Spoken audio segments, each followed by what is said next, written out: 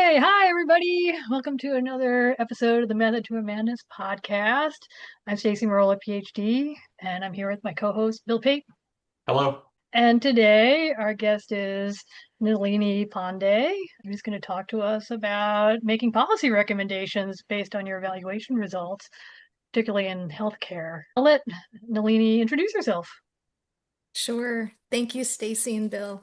So, just to give you a little bit of background, I'm currently the managing director at Sappho Health Strategies, which is my own small consulting firm. And I have almost 30 years of health policy expertise, focusing mostly on Medicaid, Medicare, and the Affordable Care Act, with an emphasis on patient safety, health quality, delivery system reform, and payment reform. And I've worked at two law firms prior to switching to consulting, Foley and Lardner and Kroll and Mooring, both in DC. And then I've also worked at different think tanks and consulting firms like the Lewin Group and NQF. I also taught an advanced graduate class at Georgetown on health policy and emerging payment models.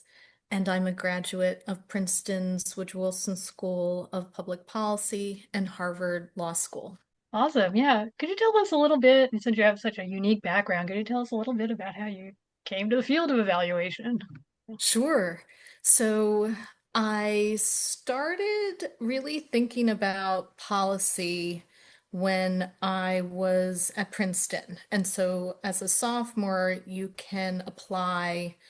And at the time, I think they only took about like a small group of students for a graduate major. So I applied as an undergrad for the Woodrow Wilson School of Policy at Princeton, which is like the Kennedy School.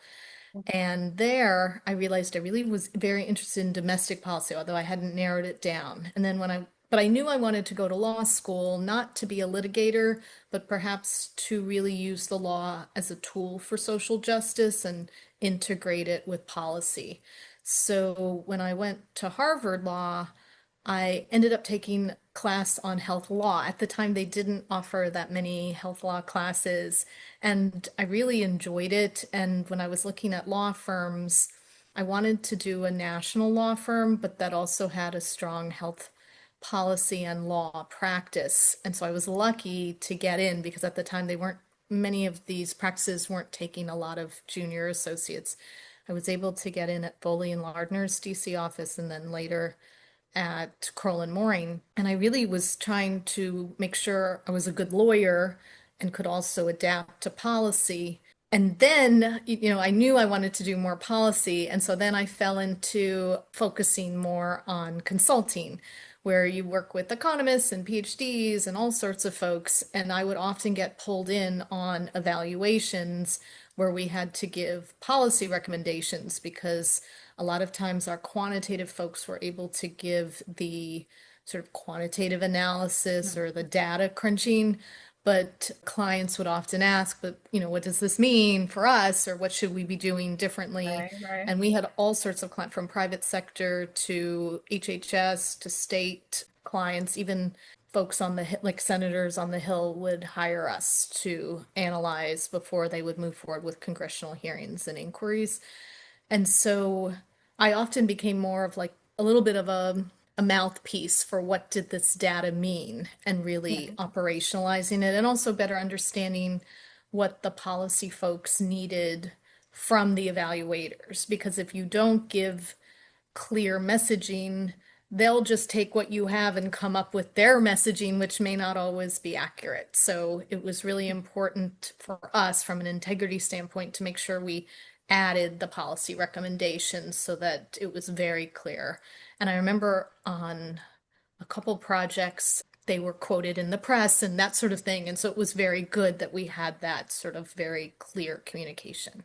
That's great. Yeah. We've talked a little bit on this podcast about, trying to make your evaluations useful. So Yeah. It's that's a great. goal. It's a goal. Yeah, so you don't want Yes.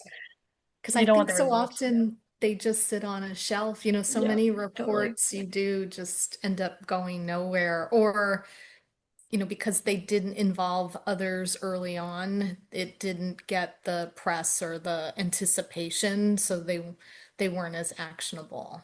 Totally. And that kind of leads me to one thing that I really wanted to emphasize is that a policy recommendation shouldn't be done like at the very end, after the evaluation. They really need to be started early on as part of the blueprint for the evaluation. A lot of folks will wait to the end and then come up with their recommendations, but you really need to make sure that you understand the legislative authority, both at the statutory and regulatory level of something you're evaluating, how those laws and regs impact, which agencies are involved, if there's been congressional inquiries, what those agencies have responded with, and sometimes they'll even say, we will look into that, and that could be part of your evaluation.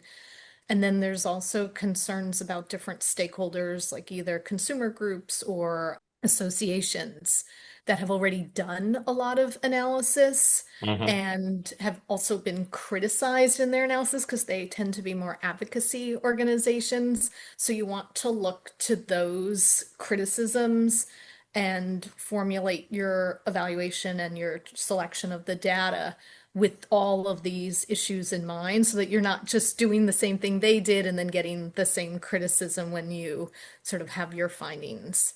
And one example of that was when we were working for then Mayor of San Francisco, Gavin Newsom, on a project when I was a Wow. consultant at Lewin. They were trying to better understand for a baseline before their program launched, and then we would do evaluations, just how many uninsured were in San Francisco, and then also like how many would come into the program. They were trying to do a universal coverage program, and we were helping them. And it turned out that there were two different data sets you could use, one that relied mostly on telephone numbers and one relied more on addresses. And because the uninsured are quite poor, they often don't have telephone numbers. But that data set, I think at the time was considered a little bit stronger from an integrity standpoint. And so we ended up deciding to do both, which was more costly and more expensive, but that way you could create a range with the two different data sets. And that would all, because otherwise people would wonder, like, yeah, but you didn't do the other data set, or, Right. this Right. isn't as Yeah. Yeah. good. So we tried to preempt a lot of potential criticism by acknowledging the limitations of the data, and then we went with both, which luckily we had a really strong liaison from San Francisco, from the mayor's office, and she was really good at data integrity, and these things were really important to her, and I think that also plays a role because sometimes you have a client that either doesn't have the budget or that's not as important, and Right. you Right. have to make sure they understand that that can affect the policy uptake later, the criticism. You bring up a great point because I think a lot of times when we present evaluations, at least in proposals or whatever you might say, we've got our like 4-step process, Yeah. where we talk about step one, we're engaging with the stakeholders and making our logic model, and then Yeah. two could be like data collection and create your data instruments, and then analysis, and then three could be like the reporting, and then often like four is like the usability and recommendations. But you're what you're arguing is that you really need to like start thinking about part four back at part one. So like Yes. Yeah. Yeah. you're like so instead of Yes. at the end. That's a great point. So, Yeah, it's definitely from a systems perspective, it's really important. It's like you're taking into consideration the context and the situation, and you're ensuring that you're not unnecessarily duplicating existing efforts. You're not going against what has already been recommended. And so then, yeah, you have a better shot at having something that is not only potentially more efficient, but it should definitely be more effective in that it has a place. Your metrics will, probably line up with established metrics so you can do comparisons. Because Stacy's right, whenever we hear about, proposals coming out, sometimes a lot of people like to start as though nothing else existed Yeah. and they're directly addressing, what is asked for.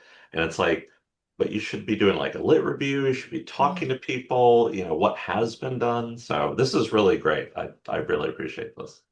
Oh, good. Thank you. Because I think at the end of the day, to at least having been on the policy side, because some of my later projects were on like reviewing like notice and comment for different regs as we drafted new policy based on feedback from the public. Mhm.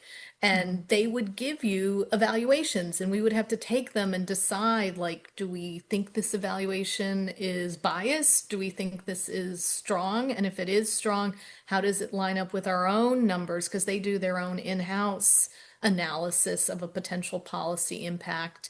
And so, and the thing I really liked when I worked on some of these implementing, it was the macro regs under Obama, was that they were very good at doing listening tours first to make sure that they heard from the AMA because it affected physicians, or they heard, from several of the bigger constituent groups because they may have serious concerns and they may have even done policy impacts as well, and also on burden and like an analysis of just cost and burden, because it's easy to give policy recommendations in a vacuum, but if you're not thinking of the impact, the disparate impact, the unintended consequences, and all of this needs to be wrapped into the evaluation, because sometimes there's like a pilot program already underway, but you're not thinking of recommending it yet to the national scale. And so you need to be building that in as you think through, can this be replicated on a larger scale and what would be the impact? And so I think those types of issues to really make it, because I think sometimes it's so academic, the exercise of evaluation, that people Yeah. don't really realize that, if you go on the Hill, those staffers, they need like a one pager, with like the key issues, what the findings were, and then you can give an appendix, for, maybe some of the others, like they work with economists and others, so All right, right. they'll want that. But to even get it on their radar, you just need a really strong one pager, and that really then is backed up by the data.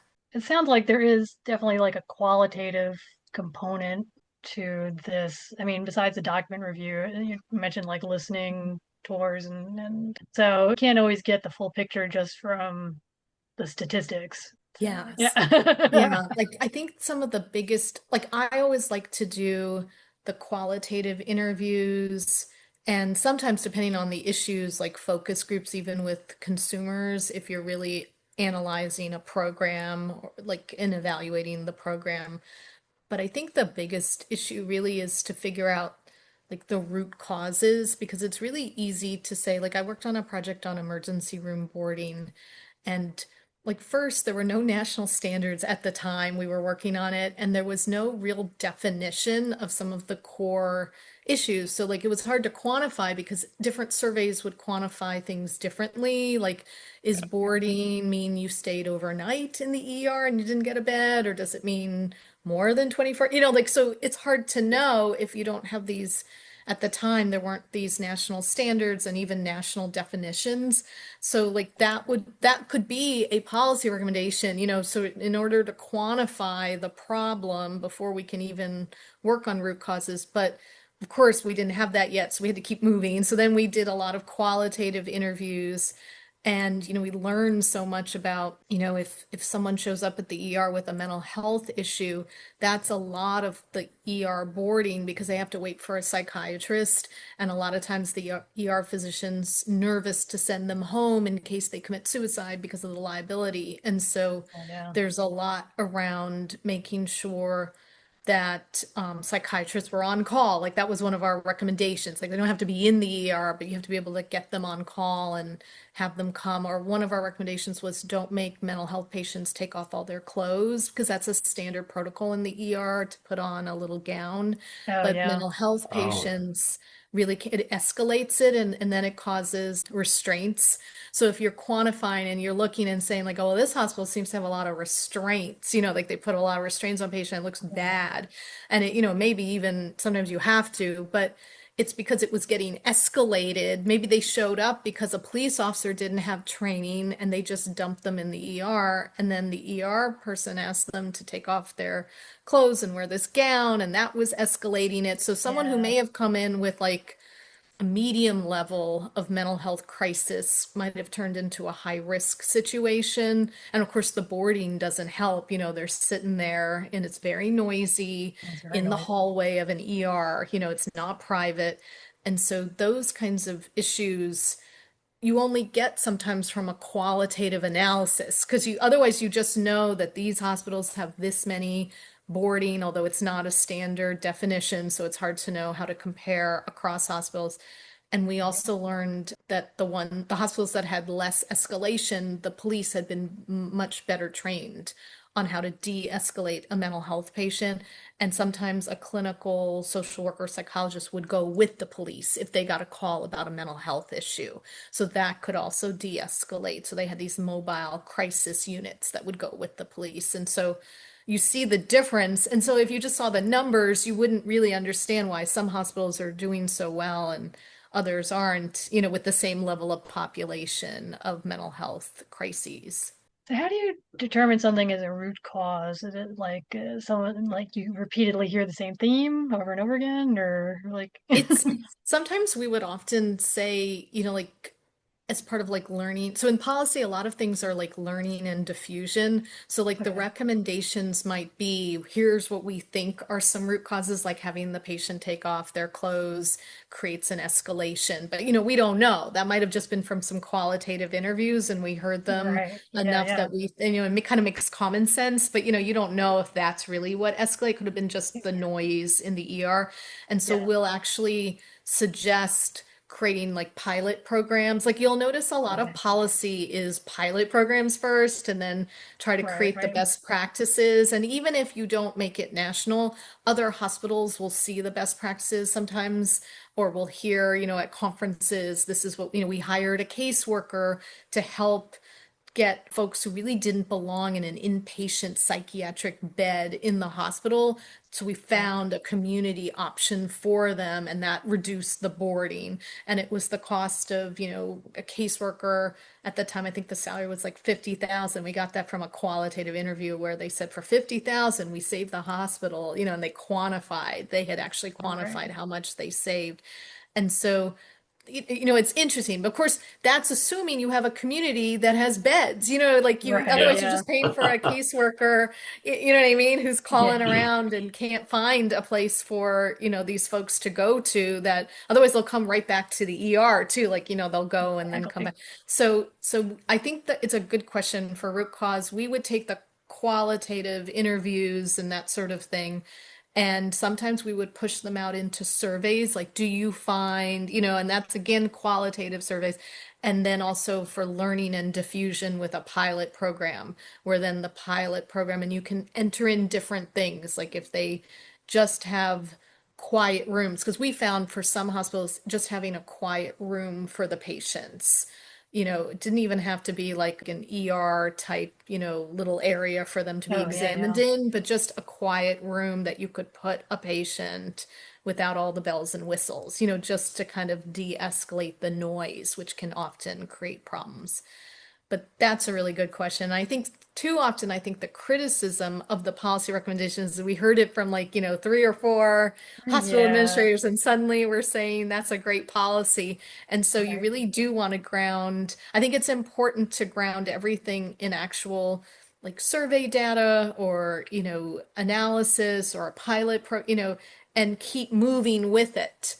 Because I think so often we think, well, it just sounds good, so it must be the right thing to do. But Right, with right, right. limited time and the burden, if every hospital now has to, have different things for different types of patients, that's a burden on them. And if it's really not proven to be a best practice, we also don't want to keep adding more and more on hospitals if it's not proven to actually create, a shift. Yeah, that makes sense. And then one thing I also wanted to mention is just the legal side. And I know a lot of evaluations may not have a good understanding of what the current legal framework is or the Yeah. regulatory framework. But I think it is important, like if you're evaluating a program, to understand what that agency's jurisdiction is. Like a good example is CMMI, Centers for Medicare Medicaid Innovation. And I worked as a consultant, like senior advisor to them on the ACO projects and the Okay, yeah. Pioneer ACOs. And I remember during one big meeting with Gil Fillen, who was heading CMMI at the time, and people wanted him to do certain things. And, we were collecting sort of ideas. And he said, let me make it clear that our jurisdiction is to test models. And he's Right. right. Like you have to test the models. You cannot go beyond, even it sounds like a great idea. Can you test the models and do these three other things? No, because that's not what the agency is allowed under the law.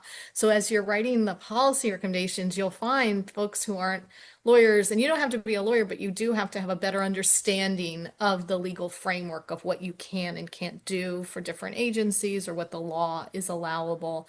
And so in that respect, I think it is important to really understand what the agency's authority is before you criticize them for not doing something, or, or if you suggest they do something that's not in their purview. And then I often suggest really figuring out what is the criticism of that agency. Like recently, I think some folks were concerned that CMMI hasn't come up with like like huge savings. That's some Yeah, people yeah. say that. Like some people think, they're still testing the models and they're doing what they can, and that is the goal.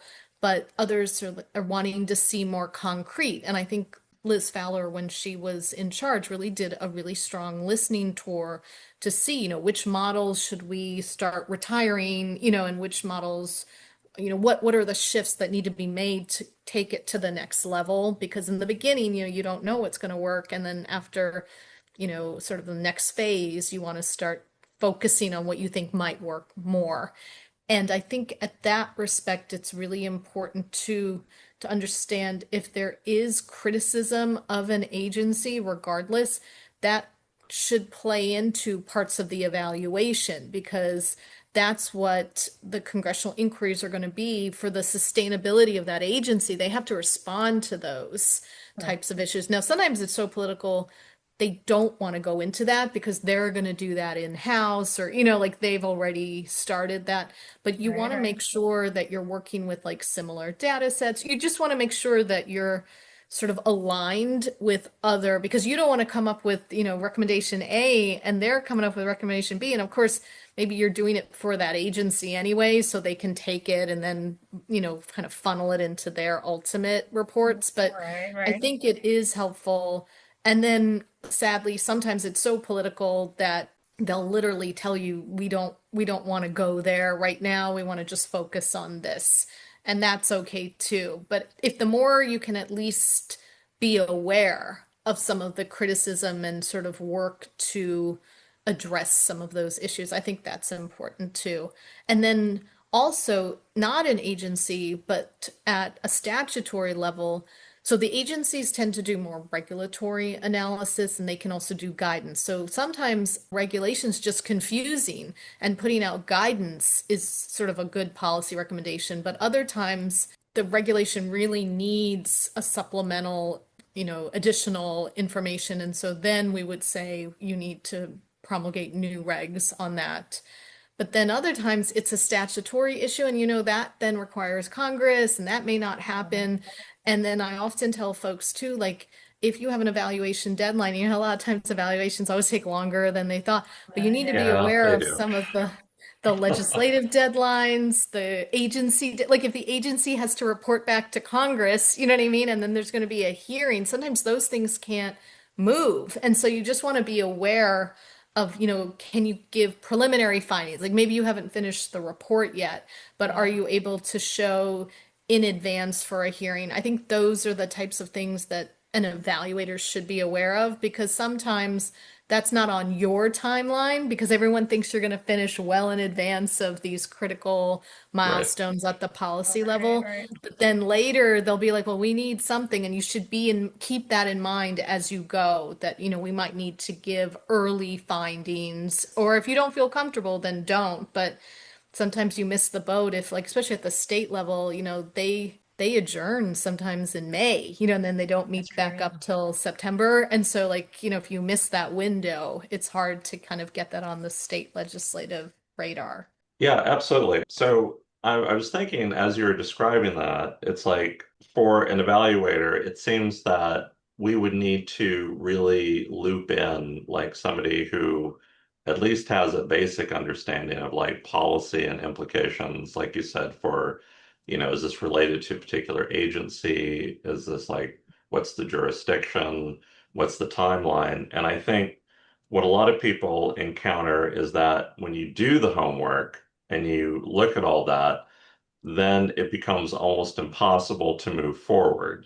And then people have a choice. They either move forward with something that isn't well thought out and it doesn't do good things, but it's something. Yeah. But then on the other hand, it's like it is frustrating that, the context and whatever systems are involved it is difficult to do positive things moving forward, but we've seen that repeatedly, where it's like, why is like homelessness still a systemic issue and it never goes away? Or why is this other thing such a big deal? And I think the average person, when you ask them, they're like, oh, well, they just need to do this and then it will get fixed. And it's like, yeah, it would be awesome if it was that simple. And if it was, we would be there, but there are reasons why it's not. And so I think it is difficult and frustrating. And it seems like,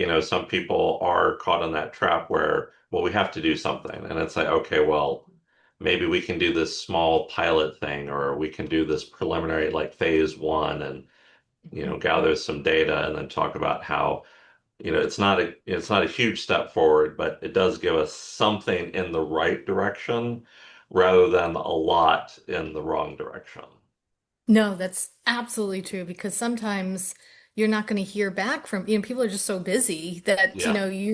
you maybe allocated a week or two for this preliminary policy, review, and they're getting back to you 6 months, or 2 months later with their, oh, you called me a couple months ago and I was really busy. And so I think I think the key is to have your own, like what can you control? Because you can't always get all the stakeholders, but you can, usually advocacy groups and associations will respond because they're hoping to use your evaluation to, to help them.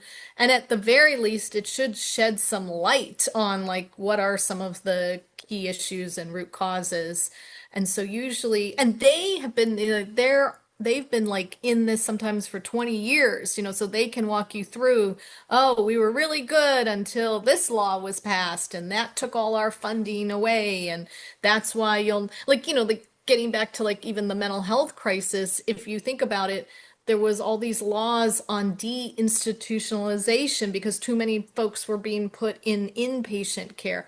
But then when they did that, they didn't create enough community outpatient options. So that's why they're like not in the inpatient, but then there's not enough outpatient. And then there's not enough coordination so that the right people are in the outpatient, but sometimes people need to be in the inpatient. Like Right, deinstitutionalization yeah. didn't mean get rid of everybody from an inpatient. It was more that there should be other options because not everyone needs to be institutionalized. And so those are the types of things sometimes that an advocate can at least give you. Now, of course, they're going to have a very specific lens of how they see the issue. And Yeah. so then you also want to talk to like a government or state person, but their lens is like the budget cuts and, Yeah. we're only, we were a small staff, at the state level or whatever, so we can only do so much. And then you also want to talk to like think tanks or others that are like experts in the field who also have an analysis and they can probably tell you because most experts, even if they're not lawyers, will know these are the seminal legal statutes that affect this issue. These regs just came out and they're still being analyzed, but the prior year's regs did this, and we're looking to see if there's going to be any changes to what, if they've addressed some of the concerns. And so you at least get some regulatory framework, but you do have to kind of fly the plane as you're building it, is what I say when Yeah. you do policy, because you don't want to wait to get everything. And then, it's sort of like not a step one, do all of the, pre-policy framework planning, then step two, sometimes you're going to have to do you'll get calls like by like your phase three, where you're really in the number crunching and then you'll get Yeah. some initial analysis. But if you can weave that back in, and it might even help you with your policy recommendations. But the more you can front end it, at least not wait till the very end, because often people wait till the very end and then they're already behind. So then people don't call them Yeah. back, then they're like, oh, well, we never heard, and then they just turn it in. And so I think at least trying to let them know you're even doing this. And if they have, I always like to ask sort of, what already has been done. If you're lit review, because sometimes some of these things don't actually get put out. So just, like sometimes if the numbers don't match what like an advocacy organization or even like senators will sometimes hire folks to do their own analyses, but if it doesn't match what they want, it kind of gets buried a little bit. Right. But people know the data sets, like they know what to use, and it's just a matter of how you want to maneuver that politically too, because you may end up then facing the same criticism if you put out something that others decided was going to be too controversial. And so it sort of helps you also understand the landmines of your evaluation. And the Mhm. other thing, I did work with, when I was at American Institutes for Research, with some academics who had just finished all these really good like evaluations, and it was on traumatic brain injury and what needed to be done, but they really didn't know how to translate that into policy.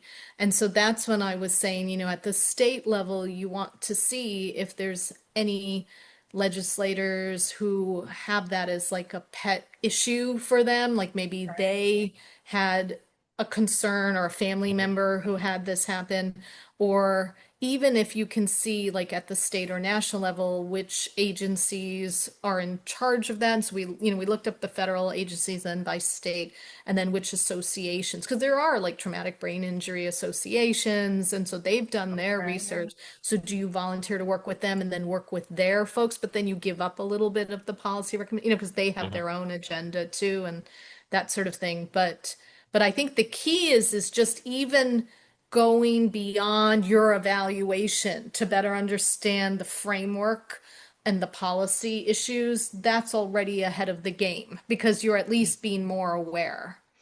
Yeah. I think earlier on in the conversation you mentioned that's a problem like when you come up with recommendation A and they had B in their mind. How do you thread the needle? Like how do you I was just trying to think through like what if they We've recommend we've had that reject your happen. recommendation?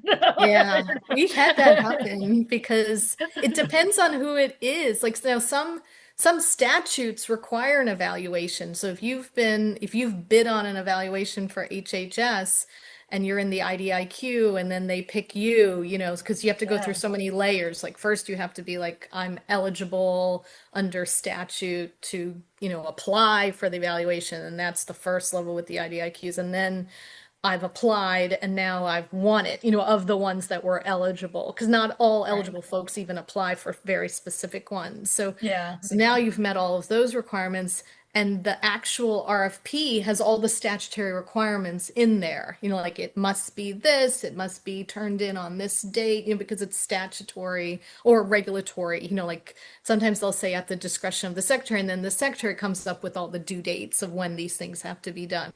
So in those situations, then it has to go forward. But sometimes the HHS liaison, like it could be the agency person who's been put in charge of like working with you and giving you the data and answering your Yeah, questions, they're working with you along the way.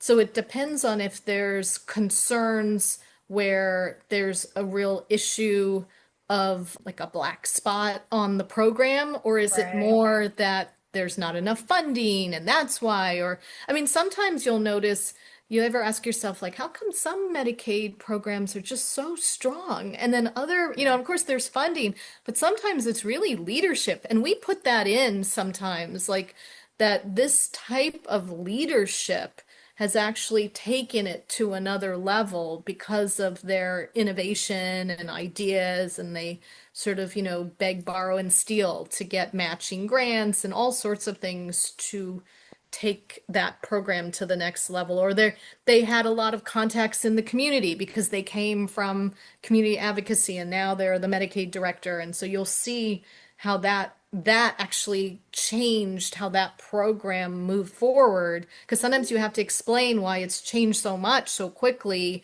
from the last year, and it's often new leadership. If you see a big change, sometimes it's not always a lot of funding suddenly got infused in. Sometimes it's the leadership, like they just got a really stellar person who really was magnetic and was able to get the whole community to come together.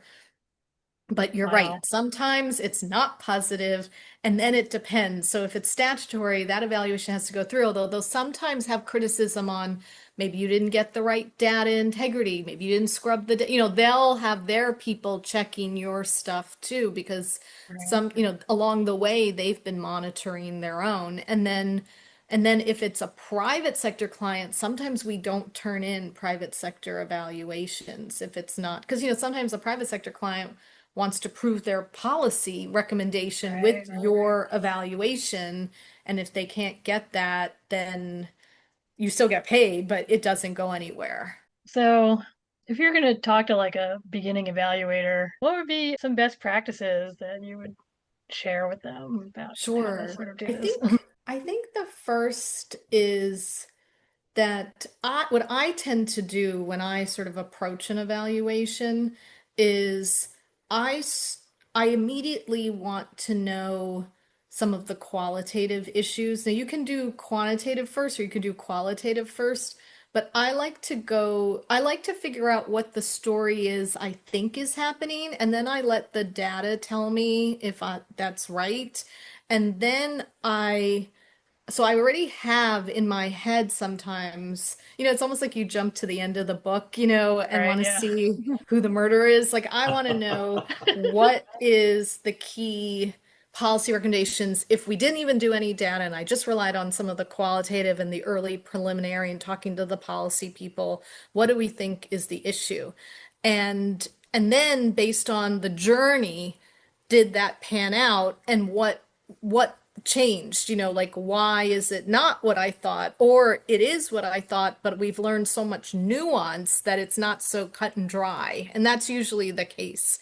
And then also, like, what are some of the issues that we had no clue about, that no one would know, that was uncovered by our analysis and evaluation? Because there's always something new that people don't know. And that's the thing that you really want to highlight, because, most people know, Medicaid funding, it's hard to get doctors to take Medicaid because the funding is so, some of these things are just standard. Why there's low physician uptake for Medicaid, or why it's hard to re-enroll Medicaid patients because they're transient sometimes, so it's hard to find them to then re-enroll Right. them. And so if you don't auto-enroll, you have issues. But then the real questions are, what did that new, why do we see such a big change? Oh, the new legislation came down that year. So, like, as part of my early storytelling, I try to figure out, like, what happened during the years of this evaluation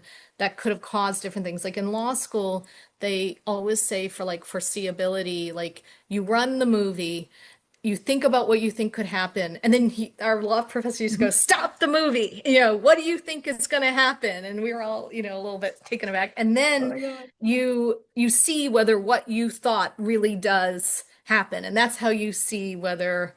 I mean, that's for a tort on negligence, but I think it Right. applies to evaluation. Like, is the movie such a smooth and you see what's going to happen?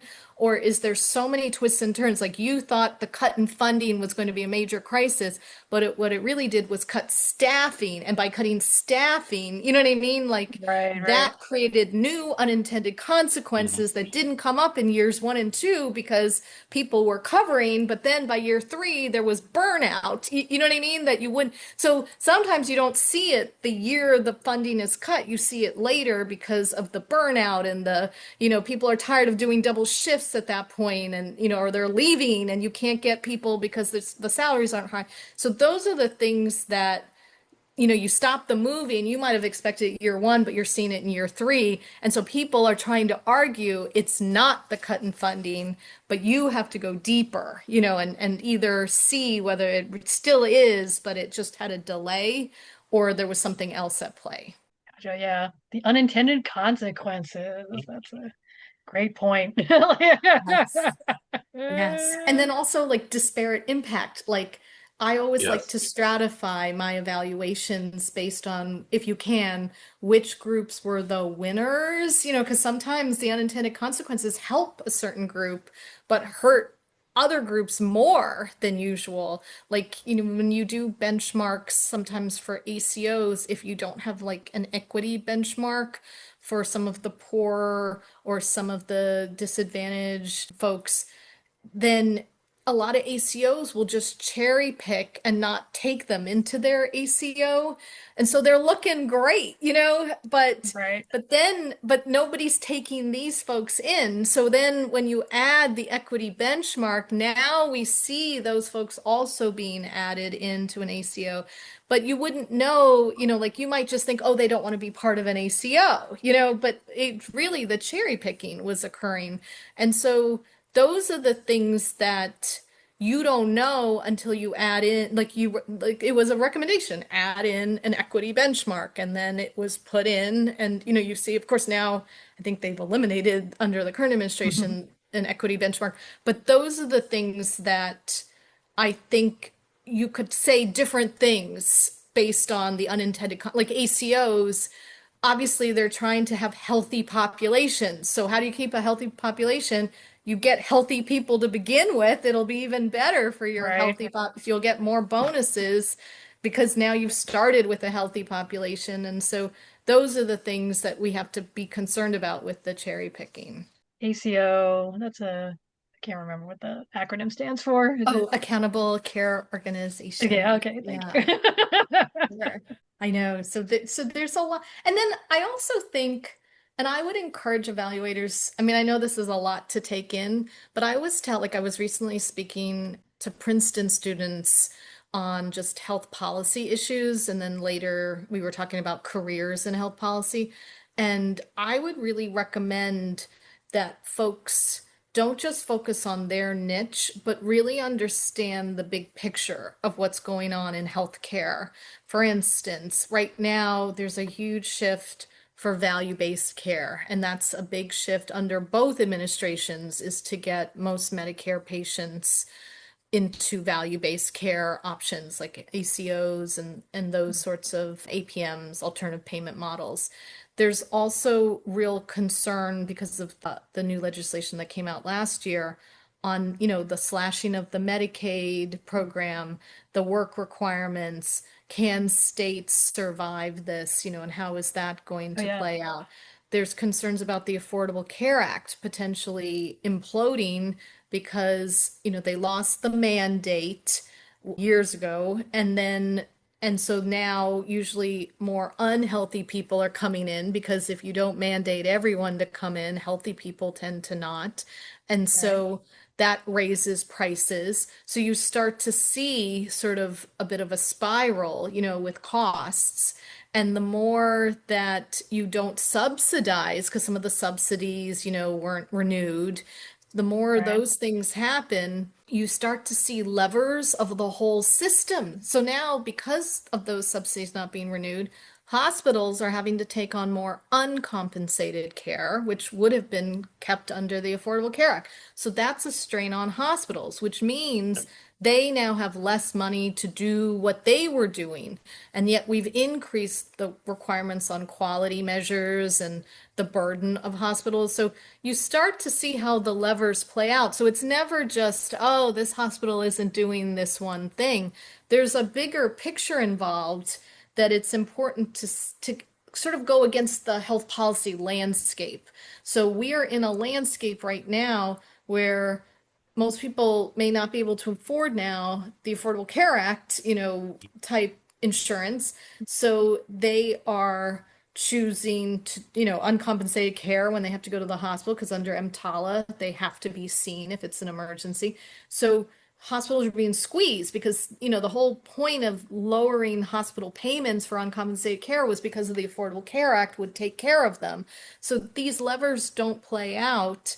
Then you start to see folks starting to lose. So you might not even realize that a loser of the Affordable Care Act premiums, subsidies not being put in place again, not continued, is now causing hospitals. And I think that's what people don't always realize is that there's now a huge financial strain, the rural hospitals, even though there's the rural transformation grants, the cuts in Medicaid may not even be, it's sort of like you're putting a Band-Aid on a huge Yeah. cut and you're saying, but we Right. are giving this, but not all Medicaid hospitals are rural, and so there's Right. all these pieces of the puzzle that, and even just the regulatory burden. And that's something I think HHS has to sometimes do an actual quantitative analysis.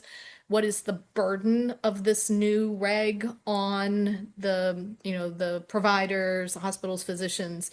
And so that's something too, because it's easy to give a lot of good recommendations, but that's in a vacuum, and you don't realize that, they have so many other requirements, like not just quality, but patient safety, and, they don't get paid if there's a never event, if they weren't doing so.